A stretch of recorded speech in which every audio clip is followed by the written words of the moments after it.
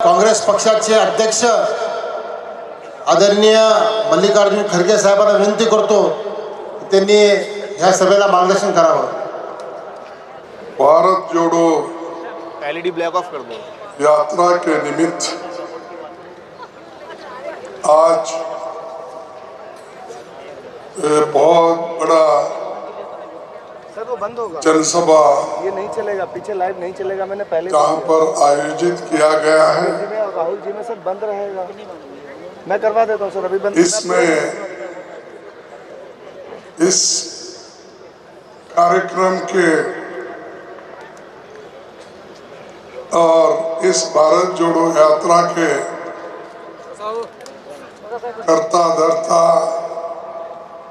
और जिनके राजेश कहने से कांग्रेस पार्टी एक मिनट अलंकार और अन्य पार्टी भी इसमें भाग लेकर जो इतना बड़ा कार्यक्रम चल रहा है उसमें इस कार्यक्रम के केंद्र बिंदु हमारे चाहते नेता, युवा नेता और अपने बात पे खड़े होकर हमेशा डट के लड़ते हैं, किसी चीज से घबराते नहीं, उसूल से दूर होते नहीं, ऐसे नेता श्री राहुल गांधी जी और पीसीसी के अध्यक्ष अभी आपके सामने आपसे संबोधित किया नाना पटोले जी, सीएलपी नेता बाला साहेब थोराट जी, अशोक चौहान जी, एचके पाटिल जी, दिग्विजय सिंह जी, जयराम रमेश जी, रजनी पाटिल जी, सुप्रिया सुले जी, जयंत पाटिल जी, भाई जगताप जी और अनेक नेता इस भारत जोड़ो यात्रा में इस मंच पर और मेरे दाएं तरफ भी बाएं तरफ भी बैठे हुए सभी नेतागण, MPs, MLAs, MLCs, DCC presidents और एमपीसीसी पार्टी के सभी ऑफिस बेयरर्स और वर्किंग कमेटी के अध्यक्ष श्री नसीम खान साहब और दूसरे भी वर्किंग कमेटी के मेरे सभी भाई और यहाँ पर जमा हुए मेरे भाइयों और बहनों, युवाओं, माध्यम के मेरे मित्रों, मराठवाड़ा ये तो एक महान संतों की जमीन है। मैं ये लिबरेशन डे 17 सितंबर 1948 को हमको आजादी मिली। सभी देश में सब लोगों को, नाना पटोले को, थोराट साहब को हमसे 1 साल पहले मिली, लेकिन हमको 13 महीने के बाद आजादी मिली। इसीलिए हमारा 75वां साल नेक्स्ट अभी से प्रारंभ होगा। तो ऐसी चीजें हैं और नांदेड़ यहाँ से ही फ्रीडम फाइटर्स का एक सेंटर था जिन्होंने यहाँ पर आज़ादी के लिए, लिबरेशन के लिए लड़ा और उसका स्मारक भी आपने यहाँ बनाया है। उसको भी मैं नमन करते हुए अपने बात को आपके सामने रखूंगा। और ये खासकर भारत जोड़ो यात्रा क्यों राहुल जी हाथ में लिए? क्योंकि देश में इतनी नफरत फैल रही है और इतना हर जगह झगड़े, हर जगह धर्म में झगड़े, जाति जातियों में झगड़े, और इस देश की संस्कृति को जो पंडित जवाहरलाल नेहरू जी कहते थे यूनिटी इन डाइवर्सिटी, अरे विविधता में ही एकता है, और उन्होंने जो कहा वो करके दिखाए। उनके 17 साल के जो अवधि थी, उन्होंने जो हुकूमत की उस 17 साल में उन्होंने ये बताया। और हमारे मौलाना आजाद ने बताया, जिनके जन्मदिन कल है, तो सरदार वल्लभ भाई पटेल ने बताया। ये सभी नेता लोग जो आजादी दिलाए, देश को एक करे, एक करके उन्होंने सबको लोकतंत्र का पाठ पढ़ाया, लोकतंत्र के तहत सरकार चलाई, आजादी भी दिलाई, लोकतंत्र भी लाई। और डॉक्टर बाबा साहब अम्बेडकर जो महान नेता, जिसने दलितों को लिबरेट किया, उसने संविधान लिखा, उसके संविधान के रक्षा के लिए भी पूरे लोग काम करते हुए आए। और आज संविधान खतरे में है, लोकतंत्र खतरे में है, और युवाओं को कोई नौकरी नहीं है। आज युवा डिग्रियां लेके रास्ते पे घूम रहे, उनको कोई नौकरी नहीं मिल रही। लेकिन इससे पहले बीजेपी सरकार ने ये कही, क्या कही, प्रधानमंत्री क्या कहे, हर साल मैं 2 करोड़ नौकरियां दूंगा। अब 9 साल हो चल रहे, कहाँ है 18 करोड़ नौकरियां? सरकारी जो स्टेट और सेंट्रल गवर्नमेंट में कम से कम 30 लाख वैकेंसीज है। ये अश्योर्ड जॉब्स है, और अश्योर्ड जॉब में सबको बहुत से सहूलतें मिलते हैं। लेकिन 30 लाख जो नौकरियां स्टेट गवर्नमेंट में और सेंट्रल में खाली है, वो मोदी जी भर्ती नहीं करने दे रहे। क्यों नहीं करने दे रहे? और परसों मैं टीवी में देखा, पेपर में भी पढ़ा, उसमें क्या था कि उन्होंने 75,000 लोगों को अपॉइंटमेंट्स के, सब अपॉइंटमेंट्स के ये लेटर दे रहे थे।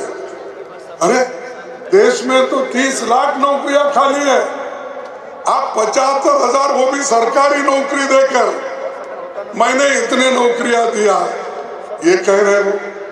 क्या बात है? आपके 18 करोड़ तो अलग, लेकिन सरकारी नौकरी भी नहीं दे रहे। क्या आप ऐसे लोगों से अपेक्षा कर सकते हैं देश के युवाओं को वो मदद करेंगे? क्या ये आप अपेक्षा कर सकते हैं ये देश को एकजुट रखेंगे? ये नहीं, युवाओं को दिशा भूल कर रहे हैं। इसीलिए राहुल गांधी जी चाहते हैं कि नौजवानों को, युवकों को नौकरी मिले। आज कीमतें बढ़ रही हैं दिन पे दिन। पहले तो मोदी जी बोले, बीजेपी वाले बोले कि भाई मुफ्त में सिलेंडर दें, फिर बाद में 400 रुपए की सिलेंडर, अब कितनी हो गई? 1100 रुपए। फिर भी चंद लोग मोदी मोदी बोलते, मुझे समझ में नहीं आ रहा। और वो 70 साल में कांग्रेस ने क्या किया, ये बात हमेशा आप सुने होंगे ये जुमले 9 साल से वो बोलते ही रहते हैं, लेकिन इधर इधर थोड़ा बंद करें, क्योंकि वो कुछ नहीं कर सके। क्या एक डैम नहीं बन सके? लोगों को नौकरी देने के लिए पब्लिक सेक्टर नहीं बन सके? जो पब्लिक सेक्टर पंडित जवाहरलाल नेहरू जी ने बनाया था वो सब बेच के खा रहे। एयरपोर्ट बेच रहे हैं, पोर्ट बेच रहे हैं, रास्ते बेच रहे हैं, और जो कुछ मिला वो सब कुछ बेचते जा रहे हैं। हम जो कुछ कमाया था ये सब घुमा रहे हैं, बेच रहे हैं, और चंद लोगों के हाथ में संपत्ति जा रही है। इस देश में अमीर अमीर बन रहा है, गरीब गरीब बन रहा है। 1% लोगों की संपत्ति इस देश में 22% है, और 50% लोगों की संपत्ति सिर्फ 13% है। आप देखिए, और एक आदमी जिस आदमी के पास 10-20 करोड़ रुपए थे वो आज 2 लाख 4 लाख करोड़ का मालिक हो गया। ये कैसा हो रहा है? तो इसलिए हम चाहते हैं इस देश में संविधान के तहत सरकार चले, लोकतंत्र का हिफाजत हो। इसीलिए तो राहुल गांधी जी अब कम से कम 60 दिन से या 58 दिन से जो उनकी पदयात्रा चल रही है, इसलिए चल रही है कि लोग नफरत जो फैला रहे हैं, लोगों में जो लोगों को बांटने की कोशिश कर रहे हैं, उनको जोड़ने की कोशिश राहुल गांधी जी कर रहे हैं। तो इसलिए ये भारत जोड़ो यात्रा महत्व रखती है। कन्याकुमारी से कश्मीर तक वो चलते जा रहे हैं। कई के लिए टीवी में फोटो लाने के लिए नहीं, या पत्रिका में छपने के लिए नहीं, या बीजेपी के लोग अपना फोटो छपाने के लिए काम करते हैं। जैसा कि अभी पटोले ने बताया कि माँ एक तरफ रहती है तो उनकी सूरत फोटो के तरफ, टीवी के तरफ। तो यह सब जुमलेबाजी, फोटोग्राफी करके लोगों को जो दिशाभूल कर रहे हैं, उसके लिए हम सोचना चाहिए। क्योंकि अगर बाबा साहब बनाए हुए संविधान को आप नहीं बचा सकेंगे तो आप कहीं के भी नहीं रहेंगे, स्वाभिमान से नहीं जिएंगे। आपको freedom of expression, adult franchise, ये किसने दिया? एक जमाने में चंद लोगों को ही वोटिंग पावर था, ब्रिटिशर के जमाने में। खैर निजाम के जमाने में तो वो भी नहीं था। तो जो लोग वोट देते थे, जिसके पास ज्यादा से ज्यादा जमीन हो, इनकम टैक्स पे हो, ऐसे लोगों को वोटिंग की पावर थी। जब बाबा साहब अम्बेडकर ने संविधान बनाया, पंडित जवाहरलाल नेहरू जी के कहने पर उन्होंने अडल्ट फ्रेंचाइज को लाया। आपके पास पैसे हो या ना हो, आप गरीब हो अमीर हो कोई भी हो, सबको बराबरी का हक उन्होंने दिलाया। उसकी हिफाजत के लिए आप लड़ना है, उसके लिए आप काम करना है, किसी और के लिए नहीं। अपने आप को बचाने के लिए या आपको जी तोड़ के काम करना होगा। आज भारत में जो सुधार आप देख रहे हैं, जो हमारे पास बहुत से कॉलेज खुले, engineering college, medical colleges, hospitals, ये किसने किया? अभी हम हमारे अशोक चौहान जी के म्यूजियम में गए थे, उनके पिताजी के नाम से। वो वहाँ पर एक फोटो उन्होंने बताया, जो एक बहुत बड़ा इरिगेशन प्रोजेक्ट इस एरिया में बनाया गया। उसके वजह से बहुत से तालुका में वहाँ पर पानी आया। और बहुत से लोगों को उसका फायदा हुआ। शुगर फैक्ट्रीज आए, ये सब शुगर फैक्ट्री हो, कोऑपरेटिव सोसाइटीज हो, मिल्क डायरीज हो, ये सब किसने किया? कांग्रेस ने किया। कांग्रेस अगर नहीं होती ऐसे प्रोजेक्ट कभी आते ही नहीं थे। अगर मोदी जी अपने बार बार ये कहते हैं ऐसे 10 प्रोजेक्ट बताइए आप 8, 9, 10 साल में, ये नहीं कर सकते। लेकिन सुबह उठते ही हमको गाला देने का छोड़ देना, आम्हाला शिव्या दिल्याशिवाय त्यांचं पोटच भरत नाही। उठलं की त्यांनी देवाची पूजा करत नाही, काय करतात की काँग्रेसला शिव्या कसं द्यावं ह्याचं शिकवण घेतात। तर तुम्हाला काय शिव्या देणारे लोक पाहिजे की देशासाठी सेवा करणारे लोक पाहिजे? कोण पाहिजे तुम्हाला? देशाला सेवा करणारे लोक पाहिजे। म्हणून देशाच्या सेवेसाठी, तुमच्यासाठी, गरिबासाठी, सगळ्या जातीला धर्माला एक करण्यासाठी राहुल गांधीजी आज तुमच्या समोर आहेत। ते तुमच्या समोर बसले आहेत। त्यांना काही नको आहे। आम्ही विचारलं की तुम्ही काँग्रेसचे अध्यक्ष व्हा, तुमच्या नेतृत्वात आम्ही सगळे एकजुटीनं काम करतो। ते म्हणाले मला लोकांची सेवा करायची आहे, मला कोणचं पद नको, मला काही नको, हे त्यांनी सांगितलं। आणि तेच सोनिया गांधीजींनी सांगितलं। काय सांगितलं? ज्या वेळेला UPA 1 UPA 2 मध्ये मेजॉरिटी आली त्यावेळेला सगळ्यांनी सांगितलं की सोनिया गांधीजी तुम्ही या देशाचे पंतप्रधान व्हा।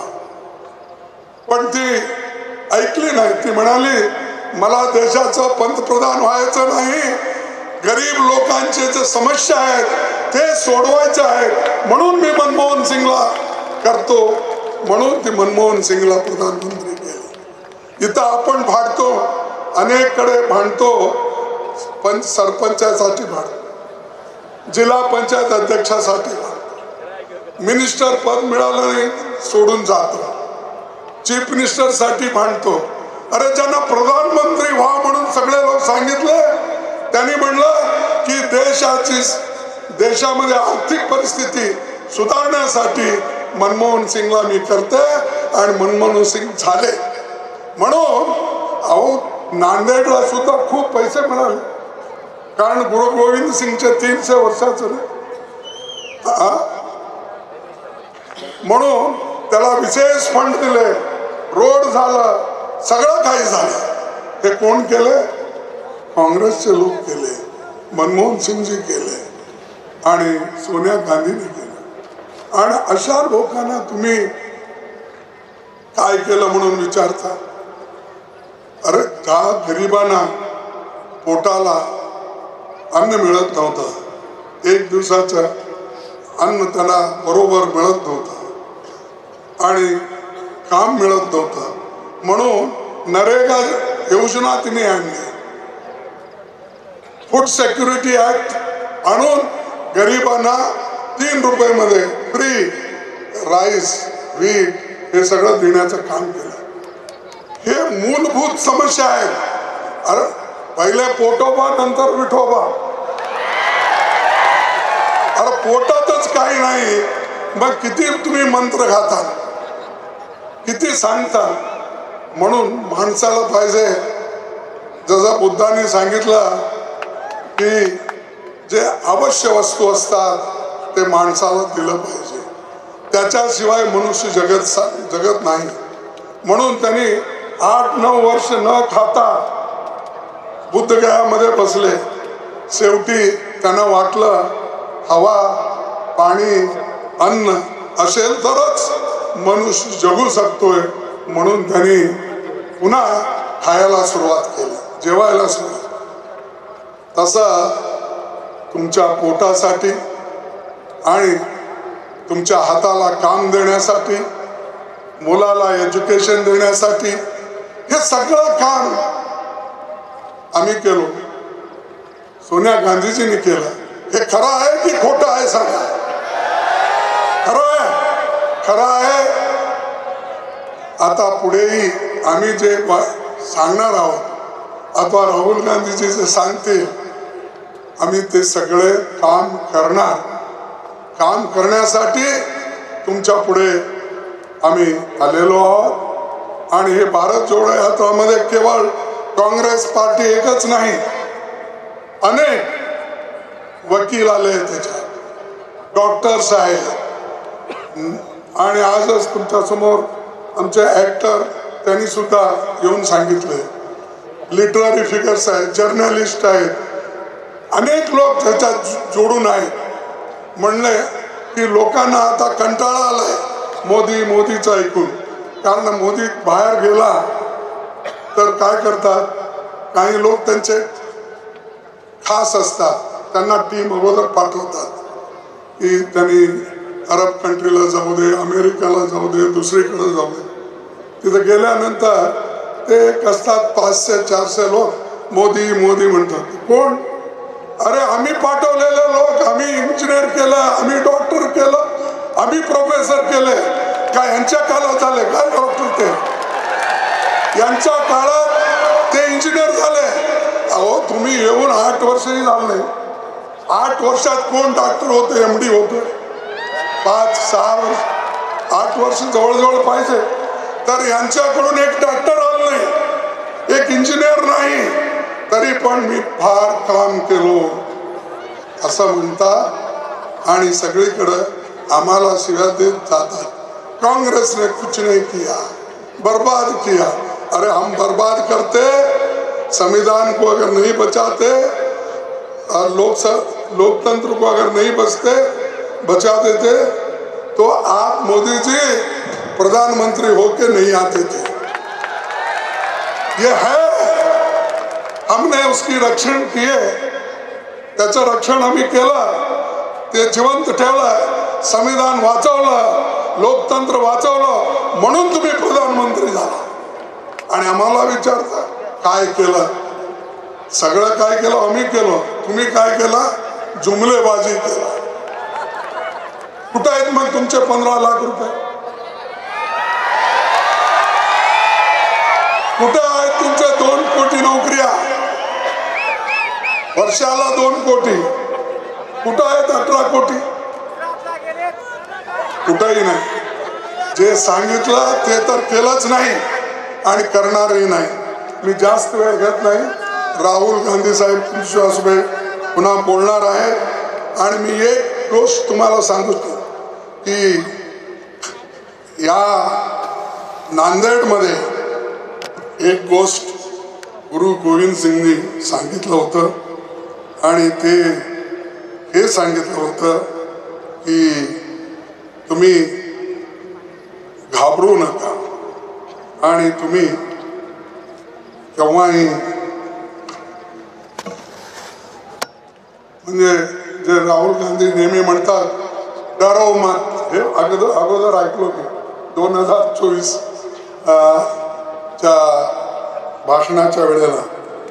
तसा गुरु गोविंद सिंह जी ने कहा था किसी भी इंसान को न तो डराना चाहिए और न ही उसे डरना चाहिए. आम्ही कुणाला भीती घालत नाही, पण कुणी असंच आम्हाला जर हे काय म्हणतात डराने की अगर कोई कोशिश करे तो हम डरते भी नहीं. हम किसी को डराते नहीं. अगर कोई डराया तो हम डरते भी नहीं. तो ये हमारा उसूल है और इसीलिए उन्होंने कहा था कि डर कहीं और नहीं, बस आपके दिमाग में होता है.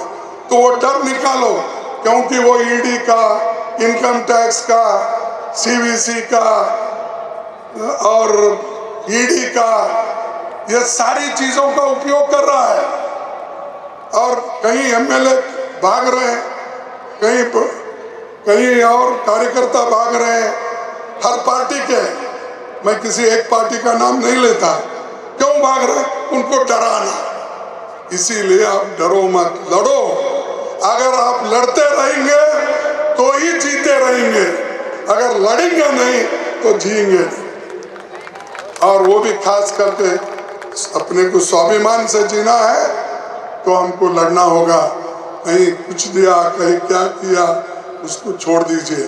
किसानों को नहीं छोड़ा उन्होंने, गरीबों को नहीं छोड़ा। अरे बच्चों के पेंसिल के ऊपर जीएसटी लगाया, आटे के ऊपर जीएसटी लगाया, खाने के चीजों पर जीएसटी। ऐसी बुरी गवर्नमेंट कभी नहीं आई थी। तो इसीलिए मैं आपसे यही विनती करूंगा कि आप डरो मत, एक होके हम और आप एक होके लड़ेंगे। ये मत पूछो राहुल जी आपको क्या देने वाले हैं। राहुल जी तो अपनी बात बताए कि ये चलो हम मिलके चलेंगे तो ही देश को बनाएंगे। इसीलिए एक बार मेरे को याद आती है, कैनेडी ने, जॉन एफ कैनेडी ने एक बात कही थी।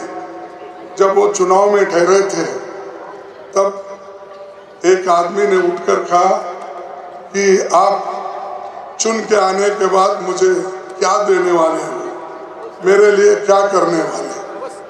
तब उन्होंने कहा, अरे भाई ये प्रश्न पूछने से भी अगर आप ये पूछ सकते थे मैं चुन के आने के बाद हम और आप मिलकर देश के लिए क्या कर सकते, अगर ये पूछते तो अच्छा होता। तो ऐसा ही आज राहुल गांधी जी और हम और आप मिलके देश के लिए क्या करेंगे ये सोचिए। इसीलिए मैं आप सबको विनती करता हूँ, एकजुट होकर संविधान को बचाओ, लोकतंत्र को बचाओ, गरीबों को बचाओ, किसान को बचाओ, सबको बचाओ, महिलाओं को बचाओ।